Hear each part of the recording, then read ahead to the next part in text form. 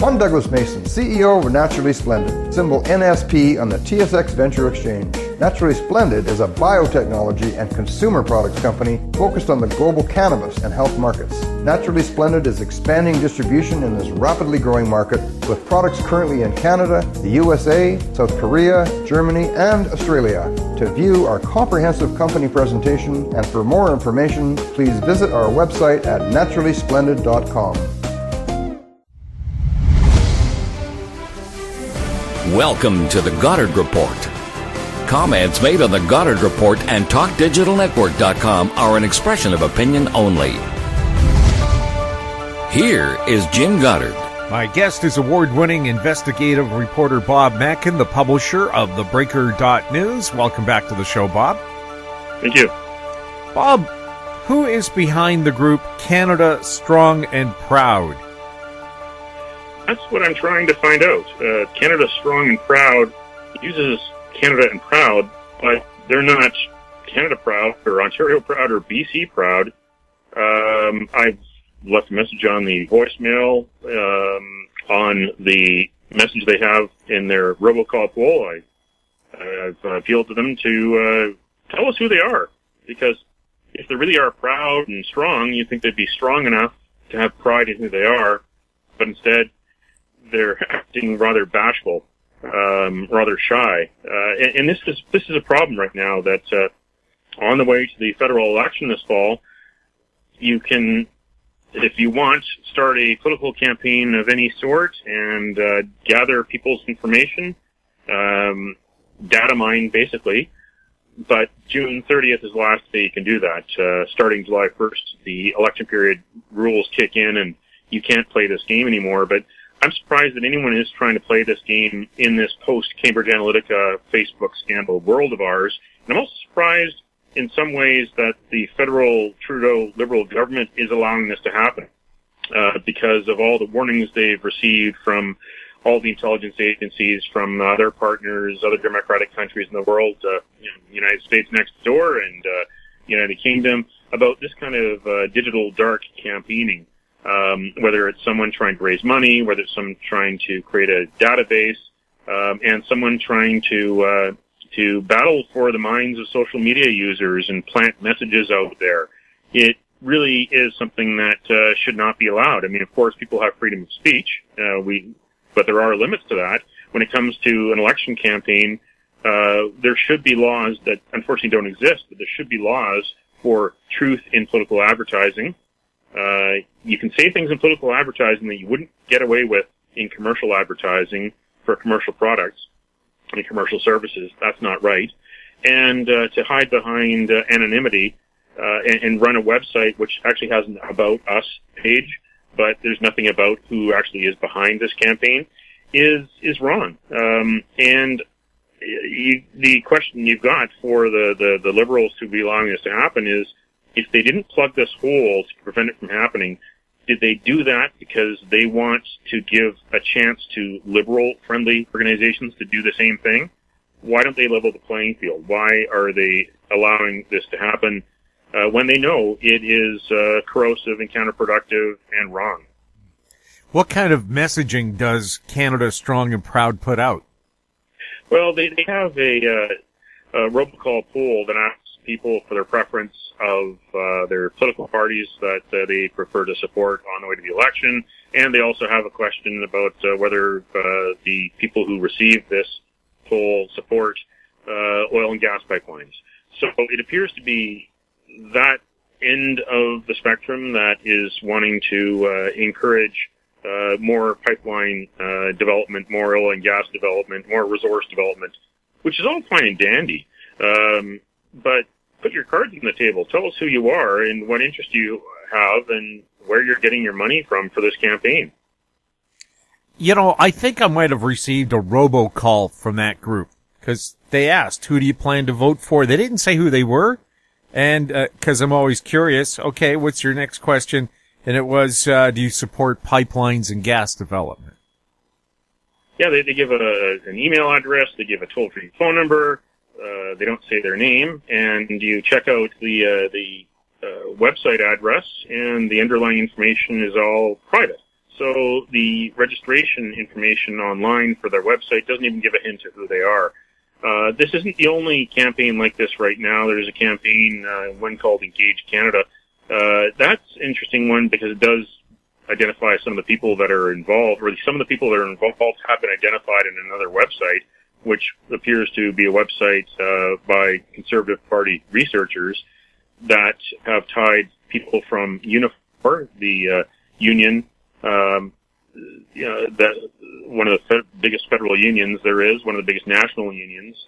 They're involved in this Engage Canada campaign. So is Don Guy, who is a longtime federal and provincial Liberal campaign strategist and pollster. They're involved in that campaign. They're trying to do the same thing, put out messages that are casting doubt on the Conservatives and attack ads against the Conservatives. Some of those ran during the NBA Finals when the Raptors were playing the Golden State Warriors, and they've got a website, and they're doing some of the same tactics as well. So you've got this tit for tat, these groups that are trying to position themselves through the end of June while they still can to build databases to target voters and target donors, and to try to put out messages that are for a certain party or against another party. And again, the fact that this is happening after the last year, 2018, was dominated by headlines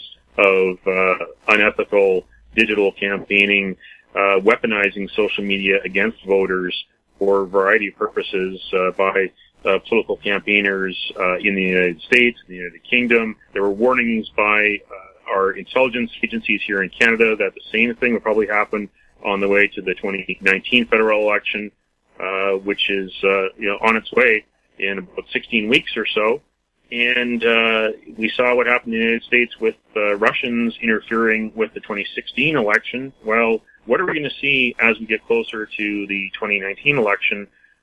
Even when the new rules kick in, will Elections Canada, will the regulator properly enforce the rules, and will they root out those who are either spreading misinformation online or those who are breaking privacy laws to gather information about Canadian voters? There's been some talk by the Liberals that they're concerned about this, federal Liberals, but I don't think they're concerned enough, because ultimately they're the ones that set the rules. They're the ones that are hoping that whatever rules exist are the rules that allow them to win re-election this fall. Could an example of a foreign government trying to influence things being the fact that China is one of the sponsors at the BC Union of Municipalities Convention?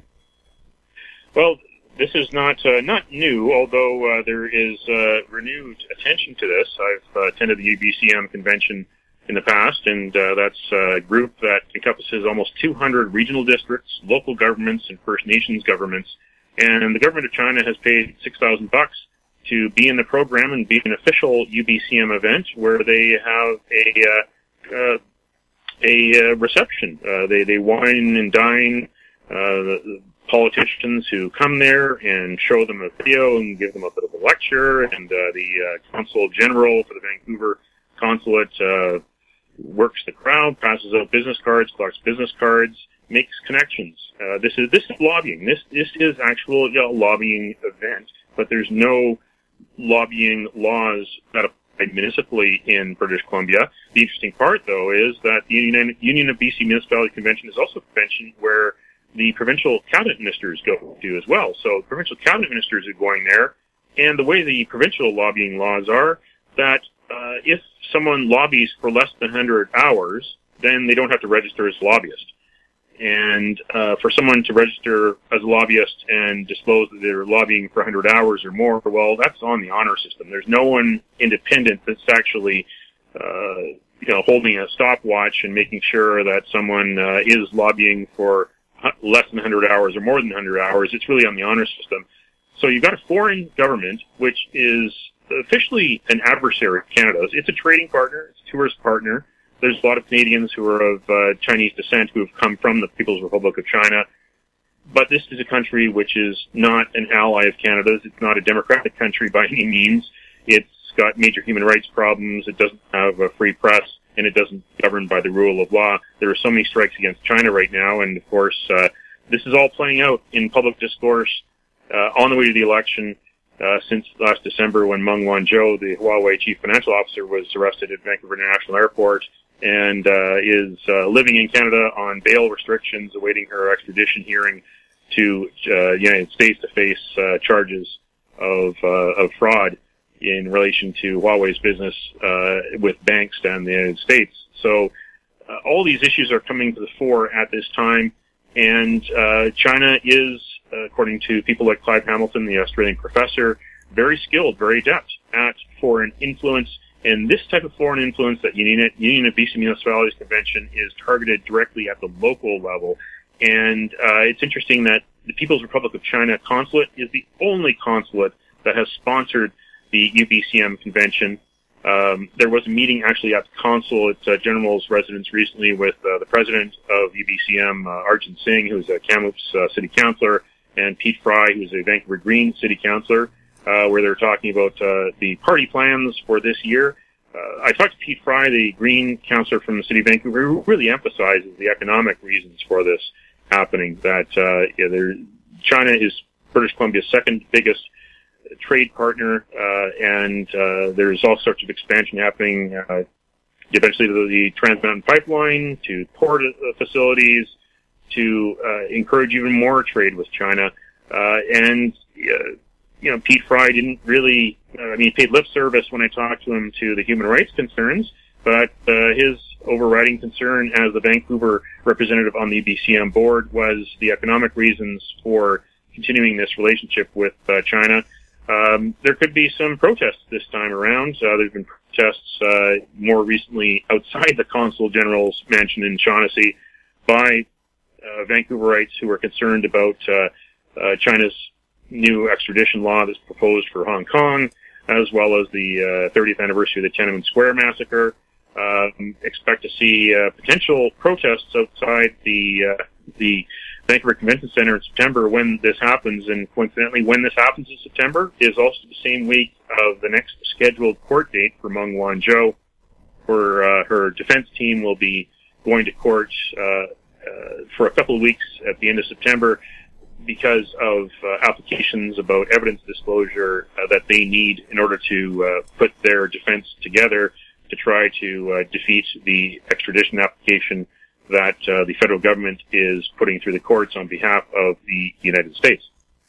We'll have more with Bob Mackin right after the break. Media recognition from Bloomberg, Reuters, recycling trade publications, patented process for 100% recovery of critical metals, including cobalt, lithium, nickel, manganese, aluminum. American Manganese is focused on recycling lithium-ion batteries for electric vehicles. American Manganese trades on the TSX Venture, AMY, the US, AMYZF, and Frankfurt 2AM. For more information, visit AmericanManganeseInc.com or phone me, Larry Ray, at 778-574-4444. Hi, I'm Douglas Mason, President and CEO of Rainy Mountain Royalty Corp., RMO, on the TSX Venture Exchange. Rainy Mountain Royalty Corp. is a Canadian-based mineral exploration project generator. The company currently holds multiple property interests in Ontario with joint venture partners and is seeking further joint venture partners for other drill-ready properties in our portfolio. For more information, please visit our website at rmroyalty.com or call me at 604-922-2030. Welcome back. We're speaking with Bob Mackin. Bob, is this ban on Canadian meat by China a legitimate concern about a possible additive to the meat or bogus export permits, or is this connected to the Huawei scandal? Well, this is following a similar script to canola, that China is looking at paperwork, they say that they found impurities and that this doesn't meet their standards. There's no independent verification of that at all, but the timing is rather suspect, and it just appears to be China ticking another box, going after another important Canadian export to try to hit Canadian governments in the tax revenue pocket and try to hit Canadian farmers in the pocketbook as well. this is a bit of a shock to those industries, of course, and you can't downplay the importance of their exports to China. China's become a major consumer of agricultural goods from around the world because it doesn't have enough agricultural land of its own. It's got a very high population and, of course, some harsh climates around China. So it relies on feeding its people, foreign food products, foreign agricultural products, and this one is going to hit Canada, the Canadian pork industry, the Canadian beef industry, quite hard. But a proper leadership from the federal government as well as the provincial governments, I think, could turn this around. There's other countries in the world to sell to. People in Hong Kong and Taiwan, for instance, they need some good quality Canadian protein in order for them to get out in the street and protest against China like they've been doing in recent weeks. And as well, maybe there's a silver lining to this. There might be a glut of beef in the Canadian market for the next couple of months. Maybe for us, our summertime barbecue burgers and summertime barbecue steaks will cost less because one fewer buyer out there in the market. Maybe there's a way that they can try to salvage this and get Canadians buying homegrown beef that will not be able to be sent over to China. Again, this is another part of the tit-for-tat trade war, and where it ends, who knows? But it's interesting that this happens this very week, which is the week where G20 meets over in Osaka, Japan. Everyone's eyes will be on this because Donald Trump will be there representing the United States. Xi Jinping will be there representing China. And, of course, Justin Trudeau representing Canada. And what will go on in the official sessions, what will go on the sidelines, what will go on the annual class photo when they dress up in a local ethnic clothes and pose for the cameras, all 20 world leaders together. This is going to be a pivotal time, I think, in world trade as the G20 meets in Japan. What will come of this meeting and what will happen at this meeting beyond, of course, plenty of fodder for late-night comedy talk show hosts?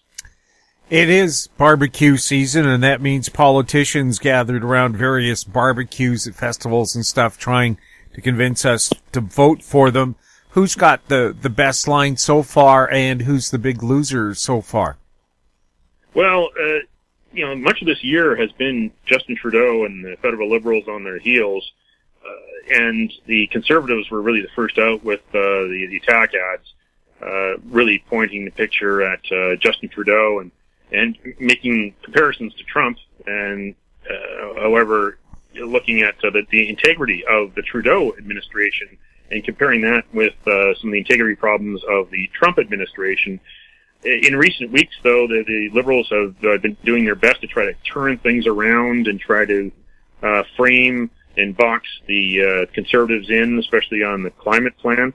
The Liberals are trying to run a campaign which is really focused on climate issues because they're trying to stem the disappearance of support, the people that may be migrating to the Green Party, for instance. And they're trying to also make a difference between the Liberals and the Conservatives. Of course, that's not working entirely in their favor because the Liberals had their symbolic declaration of a climate emergency in Canada, and instead of the very next day or the night that they declared that and got support from other parties except for the Conservatives, instead of actually calling emergency meetings and getting all the chief officials for all the machinery of government together to plot Canada's next move to solve this climate emergency, the very next day they introduced at a news conference to again greenlight the twinning of the Trans Mountain Pipeline, and that only encouraged their opponents to say, well, what kind of climate leader declares climate emergency one day and then goes and says we're going to build a pipeline the next? It really looks hypocritical to those people in that spectrum who care about the environment and don't care about pipelines. this could further fracture the Liberal vote, and give the Greens a chance to call out the Liberals for all the broken promises. That definitely could harm the Liberal talking points. Again, the Conservatives are looking at the Liberals and saying, "Hey, you guys want to ban single-use plastic, but here you have Justin Trudeau, having events like he did in his office this week with some youth voters and pizza for all the youth, and in the foreground of the photo are a bunch of plastic forks." And here's the same Liberals who also subsidized Loblaws grocery, because Loblaws is going to be changing their freezers to more environmentally sensitive freezers. The biggest grocery chain in the country with one of the most profitable parent companies went for a public subsidy to do that. Why are they subsidizing billionaires? That's what the Conservatives were asking earlier this year. So expect the environment to be a big issue on the way to the election. And of course, the Liberals are going to do whatever they can throughout summer. Whenever there's a forest fire somewhere, expect the Liberals to try to attach that to climate change. Regardless of the cause of the fire, they're going to try to attach the climate change label to it and encourage more debate and try to wedge the Conservatives in. The other parties have enough there to keep on at Trudeau and list the whole litany of broken promises, whether it's electoral reform, whether it's better access to information laws, and of course the broken promise about balancing the budget by 2019. There's enough there to show that Justin Trudeau was trying to be all things to all people in 2015, and has since then done whatever he can to make him the enemy of a lot of people. Do you think Trudeau will roll out a national pharmacare program as his magic bullet to attract votes? Oh, you can bet your bottom dollar that that's part of it. But of course, the devil will be in the details. What's this going to cost? And should all Canadians have access to subsidized pharmacare? Certainly the least fortunate should, but should the millionaires and billionaires of Canada have access to free pharmacare? Shouldn't this be on a means test? That's going to be the question that Conservatives will ask. But that might be the ace in the hole to try to especially target the older voters, because, of course, it's proven that the older the voter, the more engaged the voter, and the more likely to vote. And those are some of the biggest prizes out there, because they can't always rely on the youth vote to go out there and vote. So the older voters, who are the ones that in many cases need prescriptions more than others, and many of them can't afford it, well, they're going to try to target those. But again, the cost. We're already seeing Jagmeet Singh and the NDP go all in on subsidized pharmacare. Expect that the Liberals to do the same thing, and they're going to try to box the Conservatives in, and if the Conservatives don't go for it, then they're going to call the Conservatives insensitive people who don't care about the health of Canadians. So again, election time is an interesting time. You get these emotional debates, but you don't have the rational debates about how much this is going to actually cost, and the cost-benefit analysis of how this situation is going to be actually run. And then you've got the situation afterwards. If the Liberals actually do make this promise, can we actually, if they do get reelected, hold them to that? And will they actually do what they say? Especially since what Justin Trudeau said he'd do in the 2015 platform, there have been so many broken promises. We'll have more with Bob Mackin right after this. Cypress Development Corp. is developing a world-class lithium resource in the heart of Clayton Valley, Nevada. The size of the resource makes the Clayton Valley project a premier asset with the potential to impact the future of lithium supply. Cypress Development Corp. trades on the TSX Venture Exchange, symbol CYP, the OTCQB, symbol CYDVF, and on Frankfurt, symbol C1Z1. For more information, please visit our website, cypressdevelopmentcorp.com. Don't miss out. Stay informed. Receive the HowStreet.com weekly recap with thought-provoking podcasts, radio, and articles delivered to your inbox. Sign up for the HowStreet.com weekly recap on our homepage at HowStreet.com. Welcome back. We're speaking with Bob Mackin. Bob, what are the legal problems surrounding PACNet, and what is PACNet? Well, PACNet is a payment processing company here in Vancouver that's existed since the 1990s. In 2016, they were declared by the U.S. Treasury Department to be an organized crime entity.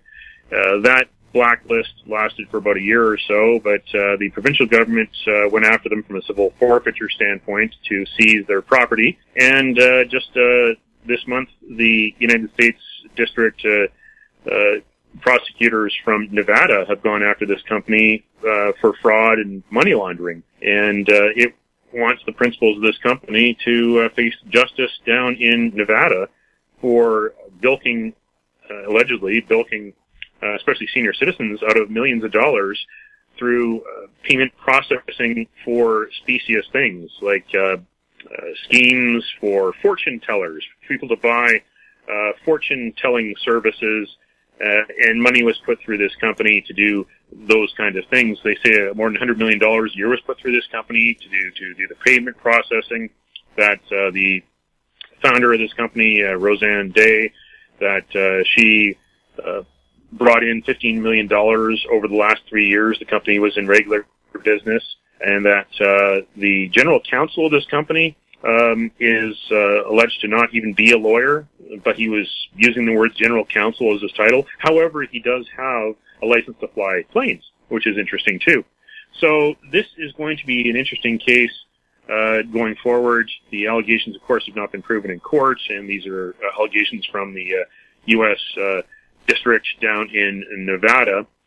This company, of course, got a lot of spotlight back in 2016 because it was one of the companies that was benefiting from the Advantage BC tax scheme that was run under the BC Liberal government, that the NDP eventually shut down the tax credit system after it came into power, after the New York Times had done some investigative journalist stories on the Advantage BC situation, essentially looking at the ability for these companies in doing specious things, allegedly, and being given tax credits to do so by British Columbians.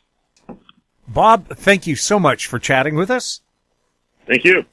My guest has been award-winning investigative reporter Bob Mackin and publisher of TheBreaker.News, his website, TheBreaker.ca. If you have any questions for Bob or any of our other guests, you can send them to info@howstreet.com. Find us on Twitter at TalkDigitalNet, our YouTube channel, Talk Digital Network. I'm Jim Goddard. Thank you for listening. Comments made on the Goddard Report and TalkDigitalNetwork.com are an expression of opinion only. The Goddard Report is available online and mobile at TalkDigitalNetwork.com. The Goddard Report is a production of Howe Street Media Incorporated.